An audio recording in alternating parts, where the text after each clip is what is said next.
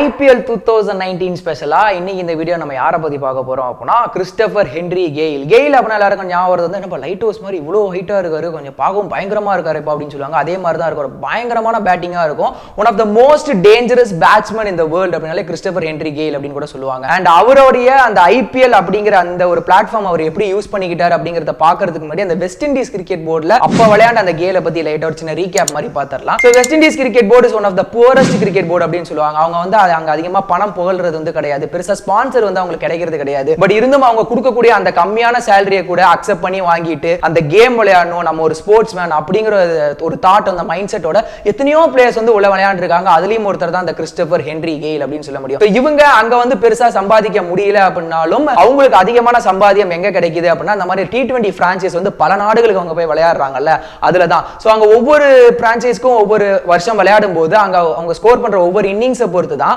அடுத்த ஆக்ஷன் வரும்போது அவங்களோட பேஸ் பிரைஸ் அப்படிங்கறதே தீர்மானிக்கப்படுது. அதுக்கப்புறம் அவங்க எவ்வளவு விலைக்கு போறாங்க அப்படிங்கறது நம்ம பார்த்திருப்போம். அந்த ரெஸ்ட் இஸ் ஹிஸ்டரி. அந்த மாதிரி கிறிஸ்டோபர் ஹென்றி கெயில் இது வரைக்கும் KKRக்காக IPLக்காக விளையாடி இருக்காரு. அதுக்கப்புறம் RCB, இப்ப கிங்ஸ் 11 பஞ்சாப்காக ஆடிட்டு இருக்காரு. ஆல்ரெடி ஒரு நல்ல ஒரு ஃபேம்ல இருந்த ஒரு மனுஷன் தான். பட் IPL அப்படிங்கிற ஒரு பிளாட்ஃபார்ம் வந்து அவருக்கு வேற லெவல்ல ஒரு ஃபேம் வந்து கொடுத்துச்சு அப்படின்னு சொல்ல முடியும். அண்ட் IPL அப்படினாலே ஒரு சில பிளேயர்ஸ் நமக்கு மைண்ட்ல ஸ்ட்ரைக் ஆவாங்க தெரியுமா, அதுல குறிப்பிட்ட பிளேயர்ஸ்ல கிறிஸ்டோபர் ஹென்றி கெயிலுக்கும் ஒரு இடம் உண்டு. ஒரு சில கிரிக்கெட் பிளேயர்ஸ் மட்டும் தான் அவங்களுக்குனே ஒரு தானா ஒரு கூட்டத்தை வந்து சேர்த்துக்குவாங்க. அது தானா சேர்ந்த கூட்டம் அப்படின்னு கூட சொல்லலாம். அவங்களோட விளையாட்டை பார்க்கறதுக்காகவே வருவாங்க. ஏதாவது ஒரு நாக்கு அவங்களுக்குன்னு ஒரு டே வரும். அந்த ஓவரால் அந்த சீசன்லயே ஒரு டே அவங்களுக்கான ஒரு டேவா இருக்கும்.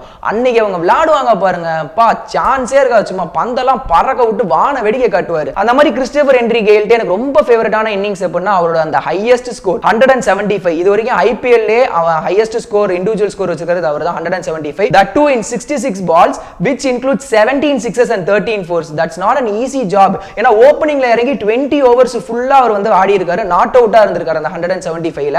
அந்த சின்னசாமி ஸ்டேடியம் அவருக்கு ரொம்ப சின்னதா தெரிஞ்சது என்னவோ தெரியல. He hits it out of the park, hits it out of the park அப்படின்னு சொல்லிட்டு அந்த கமெண்ட்ரியை மட்டுமே நிறைய கமெண்டேட்டர்ஸ் வந்து கீப் ஆன் ரிப்பீட் பண்ணிக்கிட்டே இருந்தாங்க.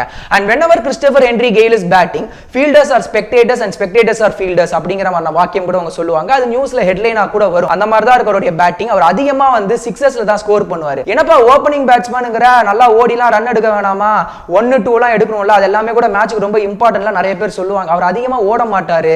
அண்ட் ஃபீல்டிங்லயும் வந்து பாத்தீங்க அப்பனா ஸ்லிப், கவர், பாயிண்ட் அப்படியே லாங் ஆன்ல நிப்பாட்டினா கூட அந்த கீப்பருக்கு பின்னாடி இருக்கக்கூடிய லாங் ஆன்ல தான் அவர் நிப்பாட்டுவாங்க. அதுக்கான காரணம் என்ன அப்படின்னா அவரால் டக்குன்னு குனிஞ்சு ஃபீல்டிங் பண்ண முடியாது, ஓட முடியாது அப்படிங்கறத தாண்டி அது வந்து ஒரு ரீசன் ஆகிறதுக்கான காரணம் 2005ல சவுத் ஆப்பிரிக்காவோட ஒரு சீரியஸ் நடக்கும்போது திடீர்னு அவருக்கு ஒரு கிடினஸ், ஒரு ஷார்ட்னஸ் ஆஃப் பிரீத் வந்தனால ரிட்டையர் பண்ணிட்டு போயிட்டாரு. அதுக்கப்புறம் டாக்டரை போய் கன்சல்ட் பண்ணும்போது அவருக்கு தெரிய வந்துச்சு அவருக்கு ஹார்ட்ல சின்னதா ஒரு ப்ராப்ளம் இருந்ததுன்னு சொல்லிட்டு அந்த ஹார்ட் ப்ராப்ளம் ஒரு சர்ஜரி அண்டர்கான சர்ஜரி. அது முடிச்சதுக்கு அப்புறம் he came back and he started playing cricket for West Indies team. அது வந்து ஒரு மிகப்பெரிய திங். ஏன்னா அதெல்லாம் அந்த ஒரு ஆபரேஷன் முடிச்சிட்டு அதுக்கப்புறம் விளையாடணும் அப்படின்னு நினைச்சு விளையாடுறது அப்படிங்கிறது அதுக்கு தனி ஒரு வில் பவர் வேணும். and he has that will power அப்படின்னு சொல்லலாம். அவருக்கு ஹேண்ட் பவர் ரொம்ப ஜாஸ்தி. அவரோட ஃபுட் மூவ்மெண்ட் வந்து பாத்தீங்க அப்படின்னா ஃபாஸ்ட் பவுலர்ஸ் கிட்ட அதிகமா ஃபுட் மூவ்மெண்ட் காட்டவே மாட்டாரு. நின்ன இடத்துல இருந்து ஆணி அடிச்ச மாதிரி அங்கேருந்து சிக்ஸ் அடிப்பாரு, அது அவுட் ஆஃப் த ஸ்டேடியம் வரைக்கும் போகும். அந்த அளவுக்கு ஒரு ஹேண்ட் பவர் உள்ள மாதிரியான ஒரு பிளேயர் தான். அது அவர் மட்டும் இல்ல, பொதுவாக வெஸ்ட் இண்டீஸ் பிளேயர் எல்லாமே அப்படிதான் இருப்பாங்க. அண்ட் அவங்களுக்கு ஒரு கேமா மட்டும் தான் பார்க்க முடியுமே தவிர அவங்க அது பெருசா வந்து ஒரு ஈகோ கிளாஷ் மாதிரியோ லைக் எப்படி ஆஷஸ் நடக்கும் இங்கிலாந்துக்கும் ஆஸ்திரேலியாவுக்கும் ஒரு கோல்டு வாரே நடக்கும், அந்த மாதிரிலாம் அவங்க பார்த்ததே கிடையாது. ஒரு ஜென்டில்மேன் கேம், ஜாலியா வரும், எல்லாரோடையும் அப்படியே சிரிச்சு ஆடிட்டு விளையாடிட்டு போனோம், அந்த மாதிரி தான் நினைப்பாரு. அவரும் அதிகமா எங்கேயும் போய் ஸ்லெட்ச் பண்ண மாட்டாரு. மற்றவங்க யாராவது ஸ்லெட்ச் பண்ணாதான் இவரு கோவம் வருமே தவிர இவரா வாலண்டியரா போய் எங்கேயுமே ஸ்லெட்ச் பண்ணிலாம் நம்ம பார்க்கவே முடியாது. அண்ட் ஒரு பார்ட் டைம் ஒரு ஆஃப் பிரேக் பவுலரும் கூட. அவர் வந்து அதிகமா பயன்படுத்துறது எப்ப அப்படின்னா இப்ப மேட்ச் வந்து கிங்ஸ் 11 பஞ்சாபுக்கு ஃபேவரா இருக்கு, 6 பாலுக்கு 70 ரன் அடிக்கணும் அப்படிங்கிற மாதிரி சமயத்துல வாங்க கேல் நீங்க தானே அடிச்சீங்க நீங்களே போடுங்க அப்படின்னுவாங்க. அந்த மாதிரி சமயத்துல பவுலிங் போடுவாரு. அதை தாண்டி ஒரு பார்ட்னர்ஷிப் வந்து உடைக்கவே முடியல. எல்லார வச்சு நான் டெஸ்ட் பண்ணி பார்த்துட்டேன்ப்பா, எக்ஸ்பெரிமெண்ட் பண்ணிட்டேன்ப்பா, நீ மட்டும் தான்ப்பா பாக்கி வாப்பா, நீ போடுப்பா, விக்கெட் எடுக்கிறேன் பாப்பான்னு சொல்லிட்டு அந்த மாதிரி சமயத்தில் அவர் பவுல் பண்ணி விக்கெட்டும் கூட எடுத்திருக்காரு. அவருடைய ஹைட்டுக்கு டக்குன்னு குனிஞ்சு அவரால் ஃபீல்டிங் பண்ண முடியாது, இருந்தாலும் லோ கேட்சஸ் எவ்வளவோ பிடிச்சிருக்காரு. அண்ட் ஃபீல்டிங்லயும் அவருடைய கான்ட்ரிபியூஷன் தன்னால முடிஞ்ச அளவுக்கு நிறையவே பண்ணியிருக்காரு அப்படின்னு சொல்லலாம். ஸோ பேட்டிங் அப்படிங்கிற ஒரு விஷயத்துல வந்து பாத்தீங்க அப்படின்னா அந்த ஓப்பனிங் அப்படிங்கிறது ஒரு மேஜர் ரோல் பிளே பண்ணும். ஏன்னா அந்த IPL பொறுத்த வரைக்கும் இந்த ஃபர்ஸ்ட் 6 ஓவர்ஸ் அப்படிங்கிறது ரொம்ப குரூஷியலான ஓவர்ஸ். அதுல நம்ம என்ன ஸ்கோர் பண்றோமோ அதுதான் இதுதான் நம்மளுடைய ப்ரொஜெக்டட் ஸ்கோர். அதுக்கப்புறம் இந்த எக்ஸ்பெக்டேஷன் ஸ்கோர் போடுவாங்கல்ல 10 per over 12 per over வந்தா இவ்வளவு வரும் அப்படின்னு சொல்லிட்டு அது எல்லாமே இத நிர்ணயிக்கிறதே அந்த ஃபர்ஸ்ட் 6 overs தான். அதுல அந்த ஓப்பனிங் பேட்ஸ்மேன் அவங்க ரெண்டு பேருமே செட் ஆகி ஒரு மோர் தென் 60 ரன்ஸ் கிட்ட ஸ்கோர் பண்ணாங்கன்னா அதுக்கப்புறம் அவங்க விக்கெட் விழுந்தா கூட மத்த பிளேயருக்கு வரும்போது நல்ல ஒரு கான்ஃபிடன்ட் லெவல் பூஸ்ட் ஆயிருக்கும். பட் அங்கேயே வந்து ஒரு 3 விக்கெட் நம்ம இழந்துட்டோம்னு வைங்களேன், அதுக்கப்புறம் நம்மளோட கான்ஃபிடன்ட் லெவல் அப்படிங்கிறது அப்படியே கொஞ்சம் பிரேக் ஆகி கொஞ்சம் நிதானமா ஆட ஆரம்பிப்போம். அதனால ஓப்பனிங் பேட்ஸ்மேனா விளையாடுறதுங்கிறது it's not an easy thing. And அதுலயும் நம்மளுடைய சேவாக் அவர்களுடைய கைடன்ஸ்ல தான் இப்ப கிறிஸ்டோபர் ஹென்றி கெயில் வந்து கிங்ஸ் லெவன் பஞ்சாப் விளையாடிட்டு இருக்காரு. கண்டிப்பா இந்த வருஷமும் அந்த 175 அப்படிங்கிற மாதிரி ஒரு நாக் இருக்குல்ல, அந்த ஒரு நாக்கை நான் எக்ஸ்பெக்ட் பண்ணிட்டு இருக்கேன். ஐபிஎல் தாண்டி அவர் விளையாடுற பிரான்சைஸ் எல்லாமே வந்து பாத்தீங்க அப்படின்னா Big Bash, Pakistan Super League, Bangladesh Premier League, Caribbean Premier லீக்னு சொல்லிட்டு அவருக்குன்னு எல்லா இடத்துலயுமே தனியா ஒரு முத்திரையே பதிச்சிருக்காரு அப்படின்னு சொல்லலாம். அண்ட் ஈச் அண்ட் எவ்ரி ஒவ்வொரு இதுக்கும் விளையாடும் போது அவருடைய கேம் அப்படிங்கிறது எங்கேயுமே மாறினது கிடையாது. ரொம்ப ஜெனியூனா இருக்கக்கூடிய பிளேயர் தான். ஆளு பார்க்க கொஞ்சம் கரடு முரடா இருந்தாலும் உள்ள கொஞ்சம் மனசு கொஞ்சம் சாஃப்டா இருக்கும்னு சொல்லுவாங்களா, அந்த மாதிரி தான் அவங்க இருக்கிற எல்லா வெஸ்ட் இண்டீஸ் பிளேயரும் எல்லாருமே அப்படிதான் இருப்பாங்க. தலைமை கொஞ்சம் கான்ட்ரோவர்சிலையும் சிக்கி இருக்காரு. 2015 to 16 அந்த பிக் பேஷ் நடக்கும்போது பிக் பேஷ் லீக் அப்ப ஒரு இன்டர்வியூ நடந்திருக்கு.